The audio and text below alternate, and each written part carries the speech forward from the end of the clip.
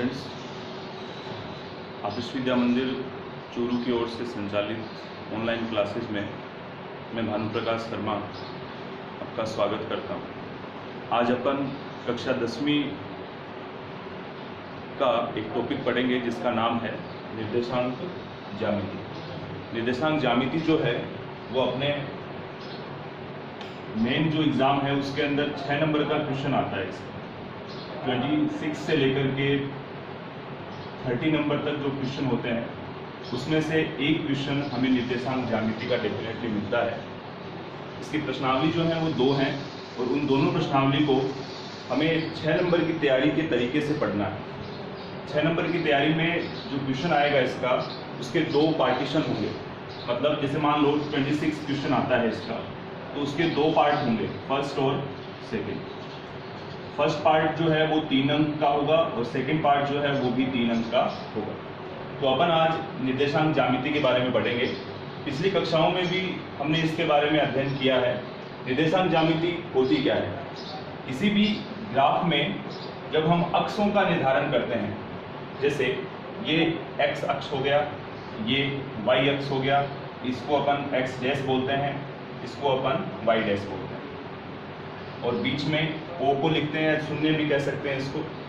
तो इस ग्राफ के ऊपर अगर मैं किसी भी बिंदु को मुझे पॉइंट आउट करना है या किसी भी बिंदु को दर्शाना है, जैसे मैं एक बार इसमें अंक लिख देता हूँ कि 1 2 3 4 5 6। इसी तरीके से ऊपर की ओर आ जाएगा 1 2 3 4 5। ये तो दाईं तरफ का हो गया। अब अगर x अक्ष में शून्य से बाईं तरफ चलेंगे तो ऋणात्मक संख्याएं आती हैं, जैसे माइनस का 1 हो गया, माइनस का 2 हो गया, और इसी तरीके से आगे चलती रहेगी। सेम कहानी y अक्ष में भी है कि इसमें अगर नीचे देखें तो माइनस का 1 एंड देन माइनस का 2, इस तरीके से ये भी आगे चलता रहेगा। तो कोई भी ग्राफ जो है उसके 4 चतुर्थांश हो गए। इसको अपन पहला चतुर्थांश बोलेंगे, इसको दूसरा चतुर्थांश बोलेंगे, इसको तीसरा चतुर्थांश बोलेंगे और इसको चौथा चतुर्थांश बोलेंगे, जो हमने पिछली कक्षाओं में भी पढ़ा हुआ है। इसी तरीके से अगर इस पहले चतुर्थांश में किसी भी बिंदु को दर्ज करना है, पहले चतुर्थांश में किसी भी बिंदु को दर्ज करना है, तो ध्यान रखिएगा हमें 2 बिंदु की आवश्यकता होगी, जिसमें पहला जो है वो x होगा और दूसरा y होगा। क्यों x और y की ही आवश्यकता? क्यों? क्योंकि हमारे पास अक्ष जो है वो 2 हैं, एक x हो गया और दूसरा y हो गया। तो x का जो बिंदु होगा, अगर मुझे पहले चतुर्थांश में दिखाना है तो x का जो निर्देशांक है वो ऋणात्मक होगा या धनात्मक होगा। x जो है वो यहाँ पर प्लस का है, तो x का निर्देशांक क्या होगा? प्लस, और y जो है वो भी क्या है? प्लस। तो x और y दोनों ही पहले चतुर्थांश में धनात्मक होंगे। इसी तरीके से इसमें अगर बात करें तो x और y वापस से वही आने वाला है इसमें भी, लेकिन प्रॉब्लम वही कि x किसका होगा। तो देखिए x जो है वो किसका है? माइनस का है, और y जो है वो इधर से देखें तो प्लस का है। ठीक है। अब ऐसे ही तीसरे चतुर्थांश की अगर अपन बात करें तो x भी माइनस का और y भी माइनस का, मतलब इस चतुर्थांश में x और y दोनों ही ऋणात्मक होंगे। इसी तरीके से चौथे चतुर्थांश की अगर अपन बात करें तो इसमें x और y दोनों ही, देखिए ये x है और ये y है, तो x निर्देशांक, x अक्ष जो है उसमें सभी बिंदु प्लस के हैं, तो x हो जाएगा प्लस का, और y जो है वो माइनस का है, तो उसका निर्देशांक क्या हो जाएगा? माइनस का हो जाएगा। इस तरीके से ये पहला चतुर्थांश, ये दूसरा, ये तीसरा और ये चौथा। पहले चतुर्थांश में दोनों ही बिंदु प्लस प्लस के, दूसरे चतुर्थांश में x माइनस का, y प्लस का, तीसरे चतुर्थांश में x माइनस का, y भी माइनस का, चौथे चतुर्थांश में x प्लस का और y माइनस का। इसी तरीके से आगे हमें पिछली कक्षाओं में, मतलब कक्षा 8वीं में भी और कक्षा 9वीं में भी हमने 2 शब्द पढ़े थे। एक का नाम था भुज और एक का नाम था कोटि। भुज और कोटि, कि भुज क्या होता है और कोटि क्या होता है। तो यहाँ से कुछ मैं महत्वपूर्ण बातें लिख रहा हूँ इसको आपको ध्यान रखना है। भुज जो होता है वो अपना x और y, ये 2 निर्देशांक होते हैं किसी भी बिंदु को दर्ज करने के लिए। तो जो x होगा उसको अपन क्या बोलेंगे? भुज बोलेंगे। x को अपन क्या बोलेंगे, भुज बोलेंगे, और y को अपन क्या बोलेंगे, कोटि। ये हमने पिछली कक्षाओं में पढ़ा हुआ है। ये अपनी सबसे महत्वपूर्ण बात। उसके बाद दूसरी जो महत्वपूर्ण बात है वो क्या होगी कि ये जो जीरो है, या जिसको अपन o भी बोल सकते हैं, ये जो o है या जीरो है, ये मूल बिंदु होता है। o जो है वो क्या है, मूल बिंदु है। o जो है वो क्या है, मूल बिंदु है। मूल बिंदु है, ठीक है, मूल बिंदु है जिसके निर्देशांक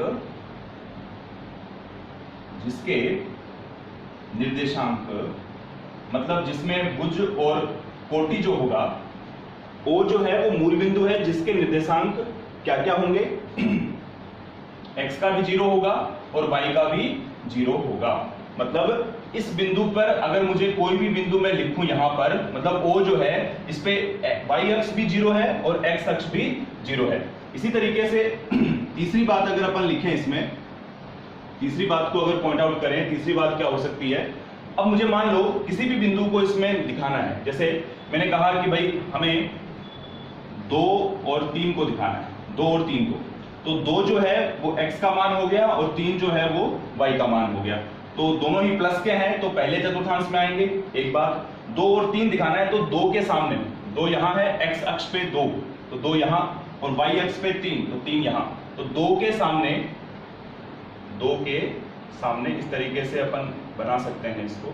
एक बार स्टार्टिंग में सीखने के लिए मैंने आपको ये डॉटेड लाइन जो है वो बताई है, बाकी इसकी आवश्यकता नहीं होती है, हम डायरेक्ट समझ के भी लिख सकते हैं कि भाई 2 है तो 2 यहाँ। अब 2 जो है वो y अक्ष की तरफ देखेगा और y अक्ष की तरफ उसको क्या दिख रहा है, 3, तो 2 इस पूरी लाइन में यहां से लेकर ऊपर तक, नीचे ऊपर से लेकर के नीचे तक 2 का ये पूरा एरिया है। 2 3 की तरफ कैसे देख सकता है, तो 2 यहाँ पर भी 2 ही है, इधर देखेगा तो यहाँ 3 आ गया। तो ये जो बिंदु होगा, इसको मान लिया मैंने P बिंदु है, तो ये P बिंदु यहाँ पर निर्देशित हो गया।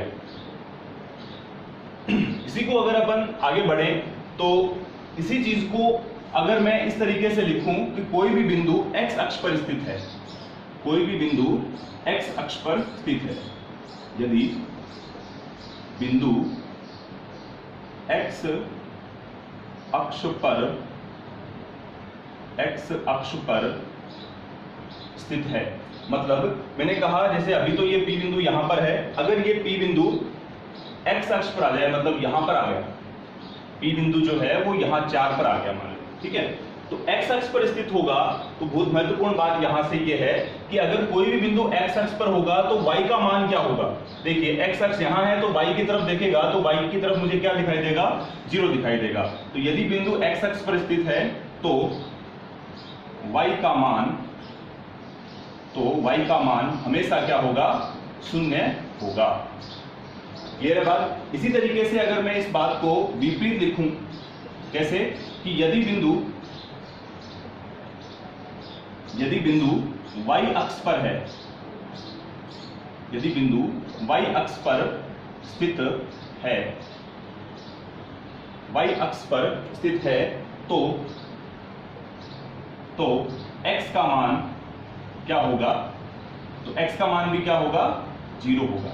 वो किस तरीके से, अगर किसी भी बिंदु को, जैसे मान लो P को मैंने पहले यहां लिखा, फिर मैंने यहां लिखा, अब अगर मैं P को 1 पर लिखता हूं कि P जो है वो यहां पर है, y पर है, तो y पर अगर P है तो P अब x की तरफ देखेगा तो वहां भी उसको क्या दिखाई देगा, 0 दिखाई देगा। ये दोनों पॉइंट इंपॉर्टेंट है, इसलिए कि आगे जब अपन क्वेश्चन करेंगे तो वहां हमें क्वेश्चन में केवल इतना ही दिया हुआ होगा कि ये जो पर्टिकुलर बिंदु है वो x अक्ष पर स्थित है, तो इसके बीच की दूरी बताओ या इसके अलग अलग मान बताओ। तो वहां पर हमें ये ध्यान रखना है कि y का मान ज्ञात करने की आवश्यकता नहीं होगी, वहां y का मान हमेशा क्या होगा, 0 होगा। और अगर प्रश्न में ये बोल दिया गया कि ये पर्टिकुलर बिंदु y अक्ष पर स्थित है तो हमेशा ध्यान रखना x का मान वहां क्या होगा, 0 होगा। ये हमारी इस प्रश्नावली से संबंधित कुछ थ्योरी है। इसके बाद अगर अपन अगली बात करें, अगली बात क्या है तो ध्यान से समझिएगा, क्योंकि ये सारी बात जो मैंने बोर्ड पे लिखी है ये सारी आपको उतारनी है बाद में, इसलिए मैं इसको छोड़ रहा हूं। 2-3 बातें और लिख देता हूं बोर्ड पे। आगे जब अपन बढ़ते हैं तो हमें 2 बिंदुओं के बीच की दूरी ज्ञात करनी होती है। तो इसमें पांचवी और महत्वपूर्ण बात है वो है दो बिंदुओं के मध्य की दूरी ज्ञात करना। इससे रिलेटेड प्रश्न डेफिनेटली एग्जाम में आएगा। दो बिंदुओं के मध्य की दूरी ज्ञात करने का। कोई भी दो बिंदु है उसके मध्य की दूरी ज्ञात करना।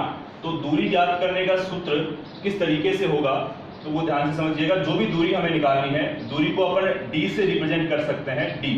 d is equal to under root में x2 माइनस x1 का square plus y2 minus y1 का स्क्वायर। ये रूल अपने को ध्यान में रखना है। अब x2 कौन है, x1 कौन है, y2 कौन है और y1 कौन है, तो इसके बारे में किस तरीके से पता लगेगा तो वो भी चीज ध्यान से समझना। ये ग्राफ को मैं यहां पर एक बार वापस बना रहा हूं ताकि आपको ये रूल समझ में आ जाए। ये 0 हो गया, ये x हो गया और ये y हो गया। यहां मैंने कहा 1, यहां मैंने कहा 2, 3, 4, 5 और इसी तरीके से ये हो गया और इधर ये ऋणात्मक संख्याएं आ रही हैं। ठीक है, ये सब है। इसी तरीके से नीचे की ओर भी ऋणात्मक संख्याएं आएंगी। ठीक है, ये सब हो गया। अब जैसे मान लो मैंने कोई रेखा यहाँ पर इस तरीके से खींची और इसको मैंने नाम दे दिया A और इसको मैंने नाम दे दिया B। हमें इन दोनों बिंदुओं के बीच की दूरी ज्ञात करनी है। इसको A को मैं यहाँ तक ले जा रहा हूँ।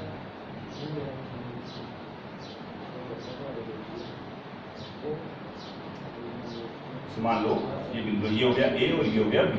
अगर मुझे इन दोनों बिंदुओं के बीच की दूरी ज्ञात करनी है तो ध्यान रखना, हमने समकोण त्रिभुज बनाना पड़ेगा। और इस समकोण त्रिभुज में हमने पाइथागोरस प्रमेय के बारे में पढ़ा है या बोधायन प्रमेय के बारे में पढ़ा है, एक ही बात है। वो बोधायन प्रमेय क्या होती है? बोधायन प्रमेय होती है कर्ण स्क्वायर बराबर आधार स्क्वायर प्लस लंब स्क्वायर, ये होती है। तो बीच की दूरी, ये जो सूत्र यहां पर बना है, ये जो कर्ण स्क्वायर है इसके आधार पर ही बना है। वो कैसे? वो ऐसे कि अगर इन दोनों बिंदुओं के बीच की दूरी ज्ञात करनी है तो मैं सबसे पहले इस बिंदु से इस अक्ष x अक्ष की ओर आऊंगा। तो मान लो मैं यहां तक आ गया और फिर मैंने इसको इस तरीके से मिला दिया, तो यहां पर ये 90 डिग्री का कोण निर्मित हो गया। और जैसे ही 90 डिग्री का कोण निर्मित हुआ तो मुझे अब इस कर्ण का मान ज्ञात करना है। और कर्ण का मान जो है वो किसके आधार पर निकलेगा? वो लंब और आधार के आधार पर निकलेगा, लंब और आधार के बेस पर। क्यों? क्योंकि ये जो दूरी है ये क्या हो गई? कर्ण हो गई। ठीक है, अब सबसे पहली बात कि कर्ण निकालने के लिए मुझे लंब की दूरी भी ज्ञात करनी होगी और कर्ण निकालने के लिए मुझे आधार की दूरी भी ज्ञात करनी होगी। आधार की दूरी का मतलब ये हो गया कि इसकी लंबाई का भी पता होना चाहिए और इसकी लंबाई का भी पता होना चाहिए। इसको अगर थोड़ा सा इधर कर दें, अब देखिए, अगर मुझे इसकी लंबाई ज्ञात करनी है तो वो कैसे ज्ञात होगी? ध्यान से समझिएगा। अगर ऊर्ध्वाधर अगर कोई रेखा है तो वो उसका माप जो है वो हमेशा y अक्ष के आधार पर होगा। वापस से समझिएगा, अगर कोई लंबवत है या ऊर्ध्वाधर है तो उसका माप हमेशा y अक्ष के आधार पर होगा। वो कैसे? कि देखो ये A है तो ये A y की तरफ देखेगा तो यहां पर कौन दिखाई देगा इसको? 3। और ये C बिंदु है, ये भी y की तरफ देखेगा तो यहां पर कौन दिखेगा? 1। तो हमें केवल इसका माप ज्ञात करना है। तो यहां वाला माप यहां से भी आ सकता है और यहां पर बिंदु 3 है और यहां पर बिंदु 1 है, तो 3 में से 1 को माइनस किया, इसका मतलब A का मान, AC का मान कितना हो गया? 3 माइनस 1। भुजा AC जो है वो हमारी क्या हो जाएगी? 3 माइनस 1 बराबर कितनी हो जाएगी? 2। इसी तरीके से अगर मुझे इस आधार का मान ज्ञात करना है जिसको अपन CB बोलते हैं, वापस रिपीट कर रहा हूं, AC का मान ज्ञात करना था तो y अक्ष को ध्यान दिया। अब अगर CB या BC का मान ज्ञात करना है तो x अक्ष का ध्यान रखेंगे। CB जो है वो हमारी क्षैतिज रेखा है, इसका मान ज्ञात करने के लिए हमें x अक्ष को ध्यान में रखना होगा। तो वो कैसे ध्यान में जाएगा? देखो B है तो B के सामने कौन दिखाई देगा? 4। और C है, C के सामने कौन दिखाई देगा? 3। तो 4 में से 3 को माइनस कर दिया, अर्थात ये दूरी ही काम में आ रही है। इसका मतलब यहाँ पर BC जो है वो अपना हो जाएगा 4 माइनस 1 बराबर कितना? 1। यहां तक समझ में आ गया?